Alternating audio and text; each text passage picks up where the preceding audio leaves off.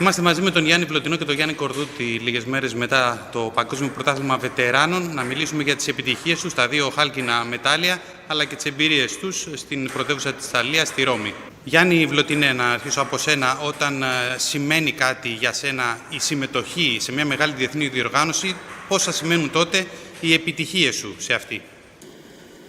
Ναι, σίγουρα σημαίνουν πάρα πολλά. Θεωρώ ότι αυτοί οι αγώνες ήταν κάτι πολύ σημαντικό για μένα, ειδικά μετά από κάποιο το τραυματισμό σοβαρό που είχα πριν 1,5 χρόνο περίπου και δυσκολεύτηκα πάρα πολύ για να επανέλθω. Ήταν ένα κίνητρο για μένα, γιατί κάποια στιγμή θεώρησα ότι δεν θα ξαναπαίξω πινκ-πονγκ μετά το τραυματισμό που είχα.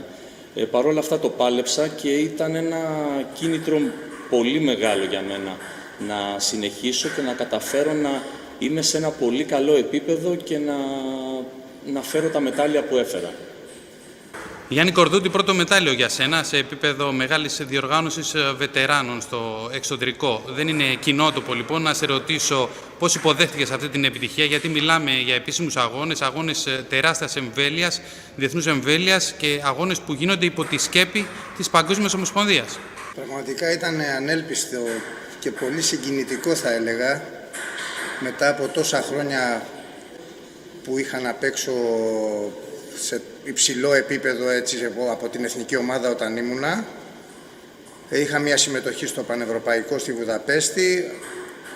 Έχω σταματήσει να είμαι ενεργός παίκτης και να κάνω προπόνηση για μένα. Πιο πολύ ασχολούμαι προπονητικά και διοικητικά τα τελευταία χρόνια στην Ομοσπονδία. Αλλά αποφάσισα να συμμετέχω σε αυτή τη διοργάνωση, έστω με ελάχιστη προπόνηση, για να δω τις δυνάμεις μου. Το μεγαλύτερο κίνητρο βέβαια ήταν ότι θα έπαιζα διπλό με τον Γιάννη, που ξέρω ότι είναι ακόμα ενεργός και σε καλή κατάσταση, και ήταν το πιο βασικό μου κίνητρο να παλέψω, να τον στηρίξω όσο μπορώ, μήπως κάνουμε κάτι παραπάνω.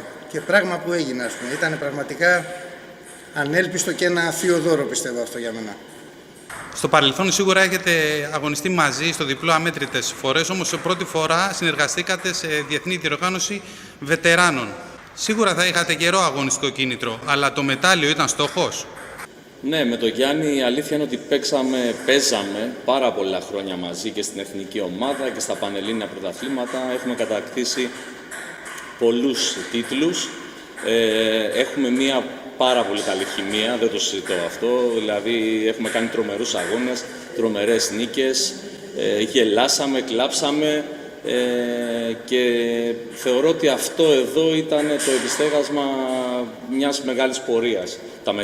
Το μετάλλιο δηλαδή που φέραμε τώρα στο Παγκόσμιο Πρωτάθλημα.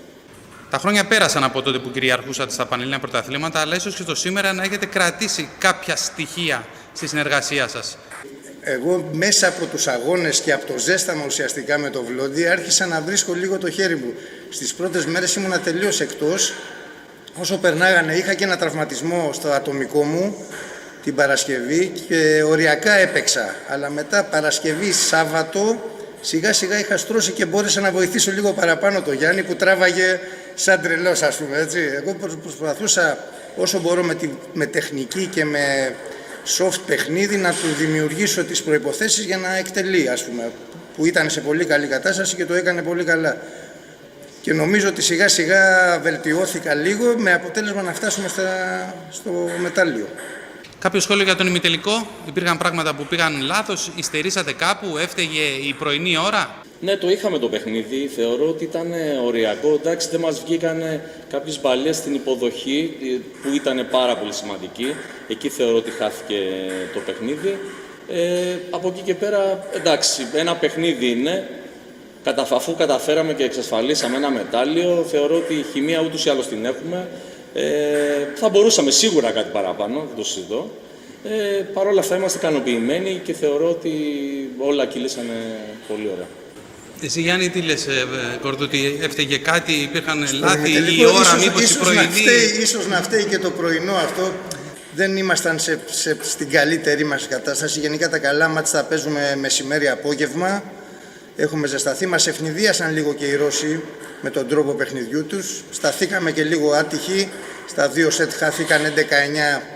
Θα μπορούσαμε να τσιμπήσουμε ένα παραπάνω εκεί πέρα και να μπούμε πιο γρήγορα στο παιχνίδι. Αλλά έτσι είναι το παιχνίδι, ας πούμε. Έτσι. Θα χάσεις και στο κρίσιμο μάτς οριακά και θα χάσει ένα τελικό. Ίσως να είναι και ένα κίνητρο αυτό να είμαστε καλύτεροι του χρόνου. Δεν ξέρω, Βλώτη, τι λες. Ναι, φυσικά. Στον Όβισαντε. Στον Όβισαντε. Θα θέλαμε και μία εικόνα για τα παιχνίδια σου. Πρώτα απ' όλα στο απλό. Ποιοι ήταν οι δυσκολότεροι αντίπαλοι, αν είσαι ευχαριστημένος από την απόδοσή σου, αν θεωρείς ότι μπορείς να φτάσεις ψηλότερα? Ναι, θεωρώ ότι μπορούσα να φτάσω ψηλότερα. Παρ' όλα αυτά με αποσυντώνησε ο αντίπαλος με τα σερβίς. Δεν είχα καλή υποδοχή και δεν είχα και καλό μπλοκ. Πρώτη βαλιά, ξέρουμε όλοι ότι αν δεν κάνεις καλή βαλιά δεν γίνεται να κρατηθείς μες στο παιχνίδι, είναι δύσκολο.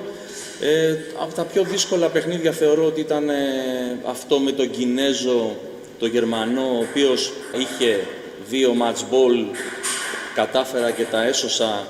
Και εντάξει, τώρα εδώ θέλω να πω ένα μεγάλο μπράβο και δηλαδή δεν έχω λόγια για τα παιδιά όλης της αποστολής, η οποία ήταν δίπλα μας και μας στηρίξανε όσο δεν πάει. Δηλαδή δεν έχω να πω λόγια, με συγκινήσαν, ήταν κάτι το απίστευτο.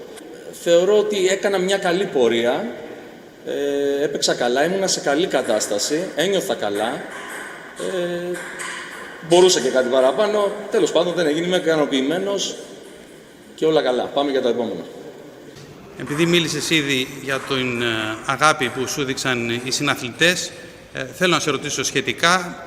Είσαι ένα top όνομα στον χώρο των βετεράνων, ένα top όνομα γενικά στο άθλημα και σε γνωρίζει και παικτικά όλος ο κόσμος στην Ελλάδα, επειδή ακριβώς συνεχίζεις και αγωνίζεσαι σε πολλές διοργανώσεις και είδαμε ότι σε αποθέωσε μετά τα 2 μετάλλια στη Ρώμη. Πώς εισπράττεις αυτή την αγάπη? Ναι, η αλήθεια είναι ότι έλαβα άπειρα μηνύματα και από άτομα που γνωρίζω καλά και από άτομα που δεν γνωρίζω καλά. Ακόμα και στη Ρώμη υπήρχαν άτομα τα οποία δεν τα γνώρισα, γνωριστήκαμε εκεί. Θα πω ότι έπαθα πλάκα με την αγάπη τους, με τη συγκίνησή τους, με τις αγκαλιές τους, άτομα που δεν με ξέρανε, θεωρώ ότι δηλαδή δεν γνωριζόμαστε. Και με συγκίνησαν απίστευτα. Γιάννη Κορδούτη, στο απλό της κατηγορίας 55 συν θα ήθελες κάτι παραπάνω από τον γύρο των 64 που πήγες ή ήταν πολύ υψηλό το επίπεδο? Η πιο δύσκολη μέρα πάντα, όπως και στο Πανευρωπαϊκό και τώρα, ήταν η μέρα που ξεκινάνε τα knockout μετά τον όμιλο, τον αρχικό δηλαδή που είχα προκληθεί σαν πρώτος. Ξεκινάει ένας μαραθώνιος knockout παιχνιδιών που είχα την ατυχία στο δεύτερο match, στο δεύτερο σετ κιόλας, ας πούμε, με τον Γερμανό, να πάθω μια διάταση στον αχίλιο, στο αριστερό πόδι, που νόμιζα ότι θα σταματήσω και το παιχνίδι. Δηλαδή πήρα ιατρικό time out, 10 λεπτά, με δέσανε με πάγο, κουτσένοντας, κέρδισα το μάτς και έπαιξα άλλα 2 μετά από αυτό, 2 knockout μάτς. Το δεύτερο, το πιο δύσκολο, με το Δανό, που αποδείχθηκε καλός παίκτης τελικά, μπήκε οκτάδα αυτό στη συνέχεια δηλαδή του ατομικού, που έχασα 3-2. Αλλά ήμουν φοβερά καταπονημένος και λόγω της απροπονησίας βέβαια και της έλλειψης αγώνων, αλλά και του τραυματισμού. Δεν μπορούσα να κερδίσω αυτό το μάτσα. Έχασα 3-2, αν και προσπάθησα, ας πούμε, με ανατροπή από 2-0 που έχανα. Ήρθε ο κόσμος εκεί, όλοι οι φίλαθλοι του, οι δικοί μας στην κερκίδα, μας με ενθαρρύνανε, μου δώσανε κουράγιο και το πάλεψα το μάτσα, αλλά δεν μπόρεσα. Πιστεύω ότι θα μπορούσα να πω 16, νομίζω, κρίνοντας από και το αποτέλεσμα του Δανού. Οπωσδήποτε όμως είμαι ευχαριστημένος για την προπόνηση που είχα και την προετοιμασία. Ήταν μια αρκετά καλή πορεία. Αγωνιστικά γενικά η ελληνική αποστολή, πώς πήγε? Υπήρχαν άλλα σημεία στα οποία μπορούμε να σταθούμε πέρα από τις 2 διακρίσεις σας? Νομίζω τα κορίτσια πήγανε καταπληκτικά. Η Διάννα με τη Μαρία οχτάδα στο διπλό, στο τσάκ, χάσανε πάλι το μετάλλιο. Και στα ατομικά είχαν πλασαρίσματα 30. Εκεί τα 2 μας κορίτσια ήταν εξαιρετικές οι εμφανίσεις τους και θα μπορούσαν να είχαν φέρει και μετάλλιο κάλλιστα. Τώρα τα υπόλοιπα παιδιά, δεν ξέρω, ο Σταύρος, ο Πλακαντονάκης που πάντα πλασάρεται ψηλά, πόσο καλά πήγε αυτή τη φορά. Ήταν και το πρόγραμμα τέτοιο που δεν μπορούσαμε να δούμε εύκολα. Σε όσους παίζαμε, με όσα παιδιά παίζαμε τα περίπου την ίδια ώρα, λίγο μετά, λίγο πριν, μπορούσαμε και πηγαίναμε να τους βοηθήσουμε, να τους πούμε μια οδηγία, αλλά δεν ήταν εύκολο το πρόγραμμα γιατί τα ωράρια ήταν πραγματικά εξοντωτικά, ας πούμε. Και ψάχναμε λίγη ώρα να ξεκουραστούμε κι εμείς, γιατί είχε τα συνεχόμενα παιχνίδια. Ειδικά ο Γιάννης έπαιζε Παρασκευή, Σάββατο και ατομικά και διπλά, έτσι συνέχεια, οπότε ψάχναμε να βρούμε να πάρουμε λίγο αέρα, ας πούμε, γιατί μέσα στην αίθουσα ήταν αποπνικτική ατμόσφαιρα, τρομακτικό βόμβο από 500 άτομα που παίζανε και τους φίλους που φωνάζανε. Δεν μπορούσες να συγκεντρωθείς και να έψαχνες για λίγο ησυχία να μπορέσεις να συγκεντρώσεις το μυαλό σου, ας πούμε. Ήταν πραγματικά πολύ δύσκολο αυτό. Γιάννη Βλωτίνε, πώς θα περιέγραφες στους φίλους σου το σκηνικό σε αυτά τα μεγάλα πρωταθλήματα των βετεράνων και πώς επιτυγχάνεται η καλή οργάνωση με χιλιάδες συμμετέχοντες, οι οποίοι προφανώς δεν μπορούν σε κάποια πράγματα να λειτουργούν ως επαγγελματίες αθλητές? Για τους επαγγελματίες αθλητές και αυτοί που είναι ακόμα full ενεργοί, έτσι, θεωρώ ότι είναι πιο δύσκολο, γιατί έχουν συνηθίσει σε άλλες καταστάσεις και καταλαβαίνετε ότι αυτοί που έχουν περάσει από δυνατούς αγώνες, από εθνικές ομάδες, από δυνατά πρωταθλήματα, θέλουμε την ησυχία και δεν μπορούμε να κάπου προσανατολιζόμαστε από όλο αυτό το βουητό, το θόρυβο, τις ομιλίες, γιατί κακά τα ψέματα υπάρχουν εκατοντάδες άτομα δίπλα μας, ακριβώς δίπλα μας, μιλάω για τον πάγκο, τα οποία ενοχλούν, θα έλεγα, σε σημείο. Τώρα βέβαια, όταν έχεις σχεδόν 6.200 περίπου αθλητές, μέσα σε τόσες αίθουσες να γίνεται ένας χαμός, καταλαβαίνεις ότι δύσκολα μπορείς να το ελέγξεις αυτό. Έτσι, οι εξέδρες δεν χωράνε τόσο κόσμο, ο κόσμος αναγκαστικά προσπαθεί να βολευτεί όπου μπορεί, ακόμα και δίπλα σου. Ακόμα και δίπλα σου. Γιάννη Κορδούτη, μιλάμε για τη μεγαλύτερη ελληνική αποστολή που είχε εμφανιστεί σε διεθνή διοργάνωση βετεράνων, 62 άτομα. Τι μήνυμα στέλνει αυτό? Κοίτα, αυτό ήταν... Εμείς οι δύο εισπράξαμε την αγάπη αυτών των 62 που ήταν σύσσωμοι στο πλευρό μας, έτσι, στο κυνήγι του μεταλλίου και στο ατομικό του Γιάννη. Και αυτό το μήνυμα είναι ότι... ένα μήνυμα για το πικ-πονγκ, ότι είναι ένα άθλημα που μπορείς να παίξεις και μεγάλος και χωρίς να είσαι top αθλητής και χωρίς να είσαι το σούπερ ταλέντο. Είδαμε 6.000 κόσμο εκεί πέρα να παίζει, από αρχάριους μέχρι πρωταθλητές κόσμου, παλιούς, έτσι. Και σε αυτό το μοτίβο τώρα έχει μπει και η Ελλάδα, που και αναπτύσσεται το πικ-πονγκ στις μεγάλες ηλικίες, γεμίζουν οι σύλλογοι και μαζί με τους μεγάλους γεμίζουν και μικρά παιδιά. Αυτό είναι το μεγάλο κέρδος. Όλοι μαζί και με εφαλτήριο αυτή την επιτυχία τη δική μας, έτσι να δώσουμε κίνητρο σε όλο τον κόσμο να ξαναγεμίσει τις αίθουσες του πικ-πονγκ και να κυνηγήσουν και ο καθένας την προσωπική του επιτυχία, το δικό του μετάλλιο. Είτε είναι να περάσει τον όμιλο, είτε είναι να περάσει ένα γύρο, είτε να φτάσει στον τίτλο του παγκόσμιου πρωταθλητή. Έτσι. Ο καθένας έχει τους δικούς του στόχους. Είναι ευκαιρία να πάρουν όλη δύναμη από εμάς και να συνεχίσουν το άθλημα που αγαπάνε.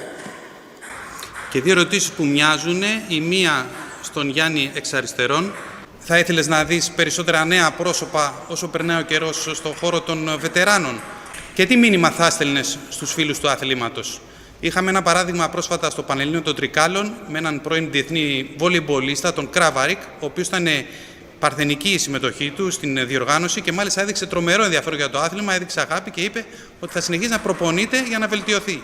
Θα ήθελα πάρα πολύ να δω καινούργια άτομα και αυτό με χαροποιεί, τουλάχιστον εμένα, πάρα πολύ. Δηλαδή, αυτό που είπατε τώρα για τον Γκράβαρη και επειδή τον έχω γνωρίσει, το έχει αγαπήσει τόσο πολύ που πραγματικά κάνει σαν τρελός, ας πούμε.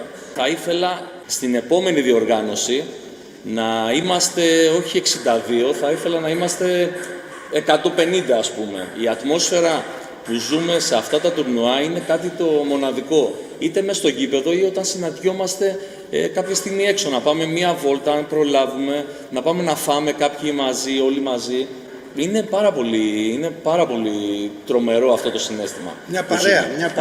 Είμαστε ναι. όλοι, Γινόμαστε μια παρέα και χωρίς να η ελληνική γνωριζόμαστε. αποστολή που είναι φοβερό, ας πούμε. Ναι. Πάντως, ένα όριο στις συμμετοχές δεν υπάρχει. Δηλαδή, αντέχουν οι διοργανωτές. Βάζουν κάποια όρια οι διοργανωτές που είχαν βάλει νομίζω 5-6 χιλιάδες, το ξεπεράσανε γιατί είχε τρομερή ζήτηση και στο τέλος κάποια στιγμή το κλείνουν για να μπορεί να γίνει και το τουρνουά. Όπως αποδείχθηκε, ήμασταν στο όριο, ας πούμε. Και με τις μετακινήσεις και με την αίθουσα, τη χωρητικότητα των τραπεζιών ήταν full όλα. Ελπίζω στο Βελιγράδι στο Νόβισατ, δεν ξέρουμε που θα γίνει ακριβώς, λογικά στο Νόβισατ, να υπάρχει ακόμα μεγαλύτερη αποστολή, γιατί είναι και κοντά. Μην ξεχνάμε, από Βόρεια Ελλάδα πιστεύω ότι θα έρθει πάρα πολλοί κόσμος, εκτός από Αθήνα και από την υπόλοιπη Ελλάδα. Θεωρώ ότι θα έχουμε μεγάλη αποστολή. Να είμαστε καλά πάνω απ' όλα. Από την άλλη, ενώ η κοινότητα των βετεράνων έχει μεγαλώσει πάρα πολύ και στην Ελλάδα, δεν βλέπουμε πολύ καλή ανταπόκριση από πρωταθλητές Ελλάδας του παρελθόντος ή από άλλους διακεκριμένους αθλητές. Σαν να λείπουν πολύ ακόμα από την παρέα. Γιατί λέτε ότι συμβαίνει αυτό? Μπορούμε να έχουμε θετική εξέλιξη και σε αυτό το κομμάτι? Νομίζω οι καλοί παίκτες ακόμα θέλουν ένα στάδιο ίσως να χαλαρώσουν από τον πρωταθλητισμό, να περάσουν κάποια χρόνια και να τους λείψει το αγώνα σε κάποια φάση και μετά σιγά σιγά το ζητάς να ξαναμπείς, να ξαναπαίξεις, να είσαι στο άθλημα που αγάπησες και σε αγαπήσανε. Πολλοί είναι αυτές οι περιπτώσεις. Κάποιοι ίσως να έχουν κουραστεί, να έχουν πολλές υποχρεώσεις και να μην μπορούν καθόλου ή να μην θέλουν άλλο ανταγωνισμό. Υπάρχουν διάφορες περιπτώσεις. Πιστεύω όμως ότι ένα ταξίδι σε ένα τέτοιο πανευρωπαϊκό ή παγκόσμιο πρωτάθλημα είναι μόνο χαρά παίρνεις από αυτό που βλέπεις παλιούς φίλους και συναθλητές όσοι ήταν από εθνικές ομάδες που βλέπουμε εμείς τους παλιούς μας αντιπάλους μετά από 20 και 30 χρόνια. Είναι συγκινητικό πραγματικά. Και αν συνδυαστεί με μια επιτυχία είναι ακόμα καλύτερο βέβαια, έτσι. Βλέπουμε βετεράνους που δεν μπορούν να διακριθούν και όχι μόνο έχουν τη διάθεση να πάνε σε τέτοια ταξίδια, αλλά παίζουν αμέτρητες ώρες και στην Ελλάδα. Εσείς που έρχεστε σε επαφή μαζί τους, τι βλέπετε ότι έχουν ως κίνητρο? Τι είναι αυτό που τους αρέσει τόσο πολύ και ξοδεύουν τόσες ώρες? Είναι η αγάπη για το άθλημα. Είναι ένα άθλημα που το αγαπάς, το λατρεύεις και προσπαθείς να γίνεις καλύτερος. Απλά για τον εαυτό σου. Αυτό είναι το υγιές. Να μην βλέπεις ούτε μετάλλια ούτε τίτλους, απλά να προσπαθείς να βελτιώσεις τον εαυτό σου. Και εγώ προσωπικά που ασχολούμαι πάρα πολλά χρόνια με βετεράνους που προπονώ σε όλα τα επίπεδα και ήρθανε μαζί αρκετοί στο παγκόσμιο μόνο και μόνο για να συμμετέχουν και να πάρουν ένα σετ στον όμιλο, ούτε νίκη ούτε τίποτα, έτσι. Αυτό είναι χαρά και coach πώς με είδες. Έτσι, βελτίωσα λίγο το σπιν μου, άσε την νίκη, δεν έχει σημασία τίποτα, έτσι. Να παίξω μία μπάλα σωστή, ήταν σωστή αυτή η μπάλα ρε coach.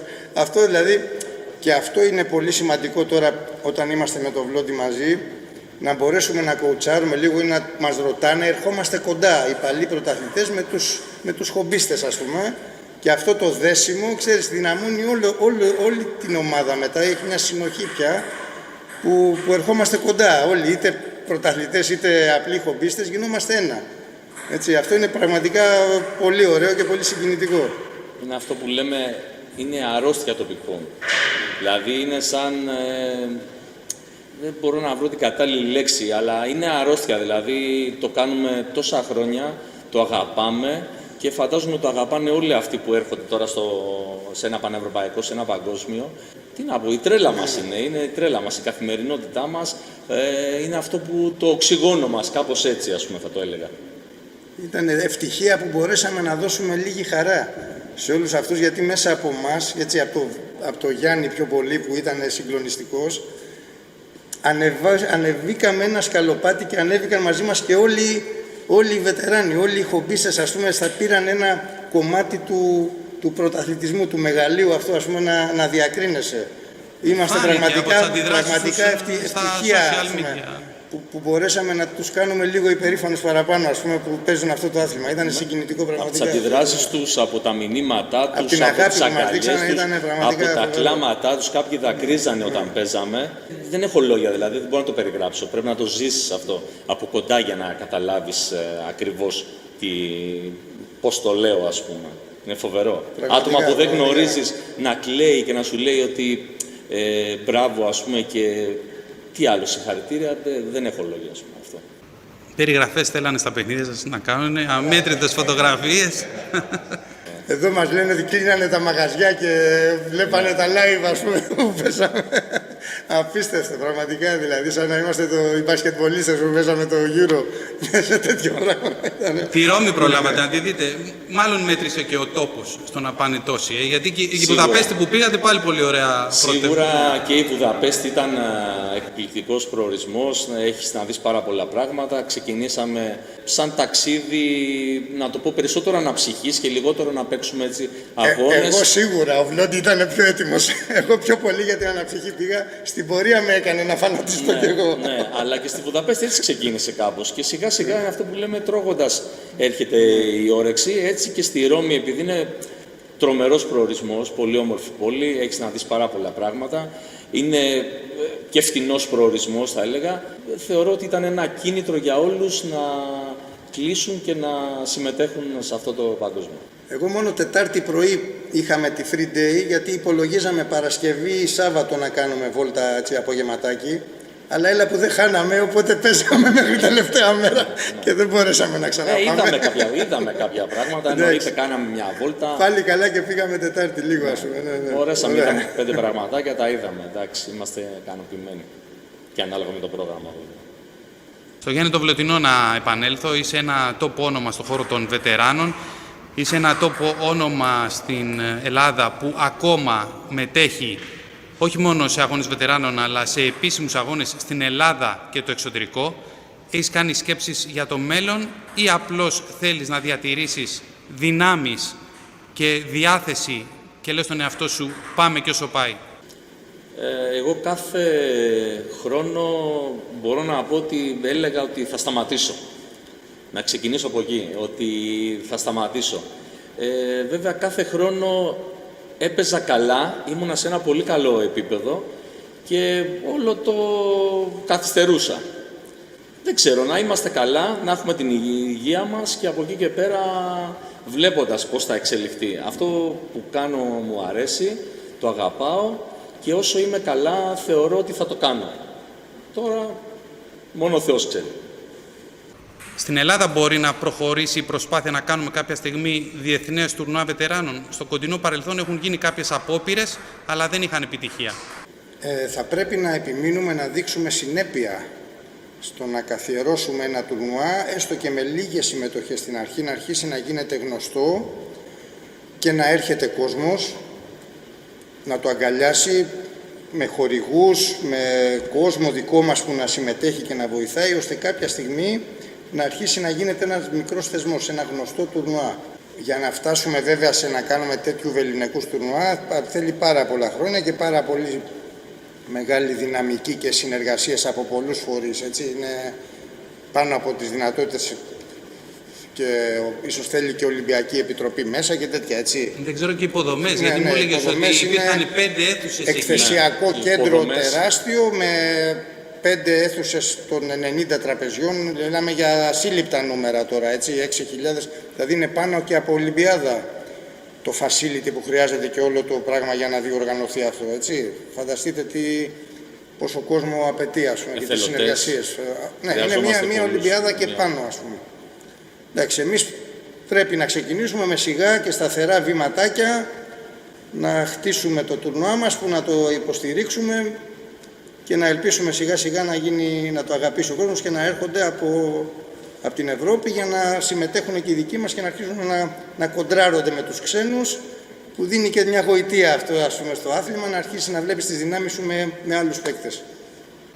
Έχεις κάτι, Γιάννη, Βλωτεινό, να προσθέσεις αυτό? Έχουμε δει κάποιες μικρές προσπάθειες, δηλαδή το φεστιβάλ της Φλόρινας που έχει κάποιους βετεράνους, παλιότερα είχε κάνει το Πέρα στο Βυζαντινό, ένα τουρνουά, πάλι ήρθαν κάποιοι. Αυτό που είπε ο Γιάννης, ότι θέλουμε δουλειά σε αυτό. Χρειαζόμαστε υποδομές, θέλουμε άτομα να βοηθήσουν. Θα μπορούσαμε, γιατί η Ελλάδα είναι και μια χώρα, ας πούμε, που θα μπορούσαν σε μια τέτοια περίοδο να έρθει πάρα πολλοί κόσμος, αν είχαμε και τις υποδομές και όλες τις κατάλληλες προϋποθέσεις για να γίνει ένα τέτοιο. Αλλά τώρα θα πρέπει να βάλουμε ένα στην αρχή κάποιο μικρό αριθμό ατόμων, δεν μπορούμε να φτάσουμε σε αυτά τα επίπεδα. Έτσι, και από εκεί και πέρα να δούμε τα συν, τα πλην και από εκεί και πέρα να το προχωρήσουμε. Μια που σας έχουμε και τους δύο μαζί εδώ, σκέφτηκα να σας επισημάνω κιόλας ότι είχατε το ρεκόρ των Πανελλήνιων τίτλων στο διπλό με 6 τίτλους μαζί με τον Πρίφτη και τον Ζήκο. Αυτό το ρεκόρ καταρρίφθηκε φέτος από τους αδελφούς Κωνσταντινόπουλους, οι οποίοι πήρανε το 7ο πρωτάθλημα στο διπλό ανδρών. Πολλές φορές ρωτάμε κάποιους πρωταθλητές τι έχουν να πούν όταν σπάνε τα ρεκόρ τους. Έτσι θα θέλαμε και από εσάς ένα σχόλιο. Κοίταξε, τα ρεκόρ γι' αυτό γίνονται για να σπάνε, έτσι, και είναι χαρά μας που τα δύο παιδιά οι Κωνσταντινόπουλοι είναι εξαιρετικοί αθλητές, παίζουν εθνική ομάδα και τιμούν το εθνόσημο πολλά χρόνια, και εγώ είμαι πολύ χαρούμενος που δύο τέτοια παιδιά ποιότητας και ηθικής είναι αυτοί που σπάσανε το δικό μας ρεκόρ. Μόνο χαρά νιώθω, ας πούμε, και εύχομαι να το μεγαλώσουν και να κάνουν και διεθνείς επιτυχίες. Βέβαια, τους βάλαμε ένα δύσκολο τώρα, με το μετάλλιο στο παγκόσμιο. Θα πρέπει να παίξουμε το χρόνο μαζί για να σπάσει αυτό. Θα πρέπει να κάνουμε κάτι τέτοιο στο παγκόσμιο. Θα αυξήσετε τον ανταγωνισμό. Ευχαριστούμε πολύ. Ευχόμαστε και στο μέλλον να σας δούμε μαζί σε μεγάλες διοργανώσεις βετεράνων και να έχετε και ακόμη καλύτερες, αν μπορούμε, διακρίσεις.